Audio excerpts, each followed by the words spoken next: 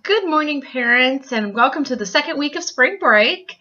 Thank you for tuning in, and I've sent everyone messages about what they can work with their child on during this extended break to make sure we don't see any regression once we come back to school. But I know that some of the things I say might not make a ton of sense. So I wanted to show you a couple of things that I've been talking about. So one of the main things a lot of our children are working on is writing within boundaries. Now, this is your standard, I don't know if you can see it, it's not a great camera, standard notebook paper. And these are very small lines. These are less than a ½ inch line. That is not appropriate for your child to be writing in at this age. That's way too small, and their fine motor skills haven't quite gotten that good.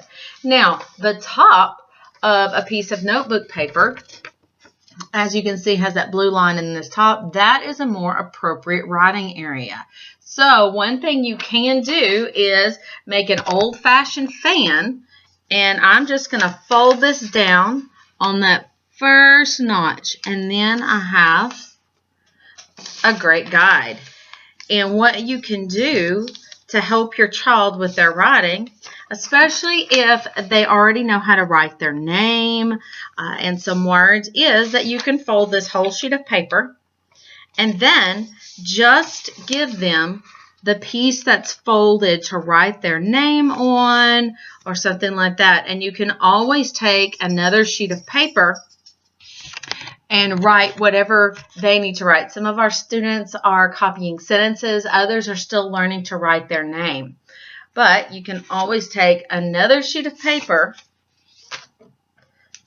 Always use a dark colored ink pen or a marker, because a lot of times if you have any kind of visual impairments or trouble discriminating between colors, it'll be very hard for them to see. So I'm going to write my name kind of large on this paper.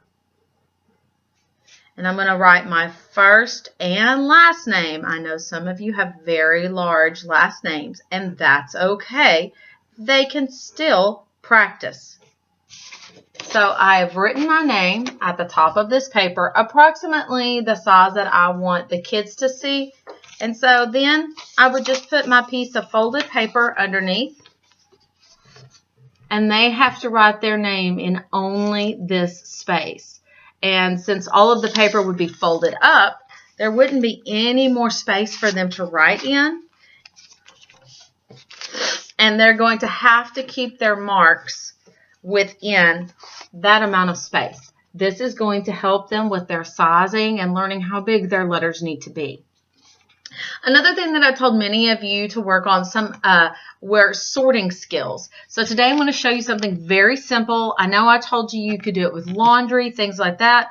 You could even do counting and sorting. Let's say you're going to have popcorn for a snack. You can count out to 10 pieces of popcorn. And okay, so you're going to let them have a cup of popcorn is going to take approximately 10 to 20 kernels, depending on how big it is. And they can count that. And that can be their serving. And they've gotten to count to 10 twice. And it's something that they wanted. So they're interested in it. This is a sorting activity that you can do. I just took 2 measuring cups from my kitchen and some paper clips. Now, the paper clips are all different colors, but you can sort by color if you have 2 different colors of cereal or things like that, but I'm just sorting this particular activity by size. I'm going to show my student, okay, big, little, and I'm showing 2 different colors to show them that we're not sorting by color. Big, little, little. And then I'm going to show the student the examples. And then I'm going to hand them one at a time. Excuse me. Many times if you give them a whole bunch to look at, that's going to be too much stimulation, and they need it broken down smaller. So I'm going to hand them one paper clip. Notice it is not the same color as the original. Because the first thing we typically do is sort by color. So by giving them something different, they associate it more with the size and not the color. So I would hand this paper clip to my student and go, is it big or little? and they have to put it in the right space. Now, some of your students, this is going to be super duper easy. But another thing that this is also good for is fine motor skills. Make them use only 2 fingers. A lot of my students have trouble keeping their fingers back like that. It takes a lot of muscle control.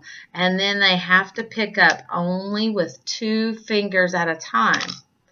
And that way, they're strengthening that so that they will develop the muscle so that they can hold their ink pens closer to what is called a tripod grasp. I know those are very simple activities and something, it seems so easy and how could that help, or why didn't I think of that even? It's because I put my brain together with a lot of other teachers, and so we find things that are fun and easy and interactive for the students to do. If your student is not ready to write in a 1-inch line and they're still working on their tracing, that is quite all right. You can still do the same thing on here, but what you're going to do is you're going to write it in a dark color, like I'm doing right here.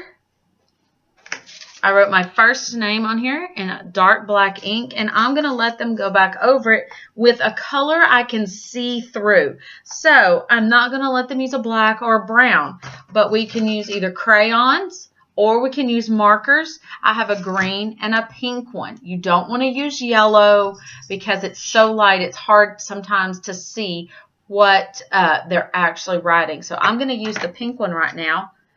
And what we're going to do is I'm going to show them their name, and I'm going to say it's time for them to trace. And if they're holding the marker like this, we want to try to get their hand at least turned over so that the thumb is facing down like we do when we write. And so then we're going to trace our name. And it may not be perfect, and that's okay, but we want them to have that practice. Now, you do not have to do a whole page every single day or multiple pages. A little bit of work every day is going to keep those skills intact and going to help them to continue to develop those skills. I know many of you are scared at the thought of having scissors near your students, but giving them just something like this, and with you right there, practicing that snipping with the scissors is really also going to develop their fine motor skills and strengthen their hands so that they will be able to hold their ink pens and press down hard enough on the paper.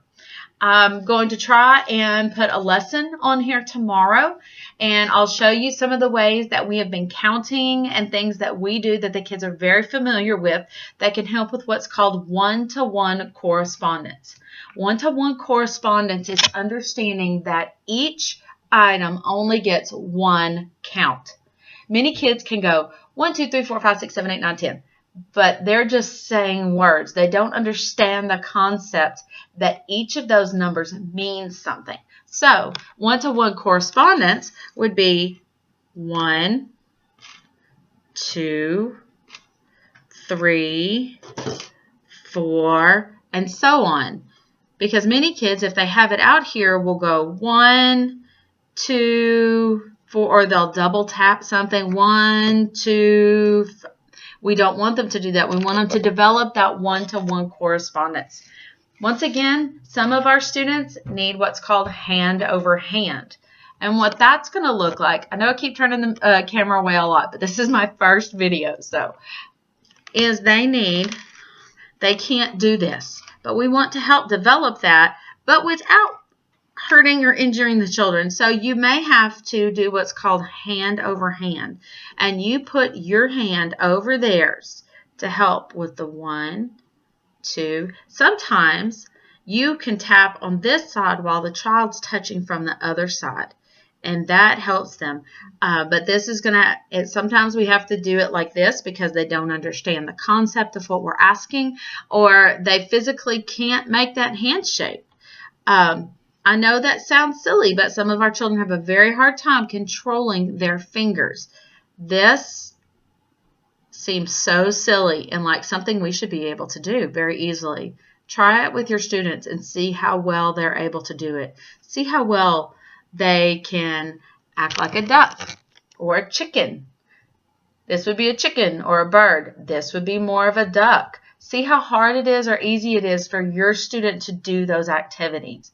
Or touch your nose, touch your head, touch your mouth, but with one finger instead of trying to use the whole hand to do that.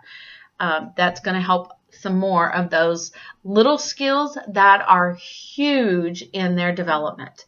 I hope this video has been helpful, and I'm going to put a small lesson, math lesson, on this same YouTube channel tomorrow, and I'll send it out and let everybody know it's posted. We'll see you later, and have a good spring break.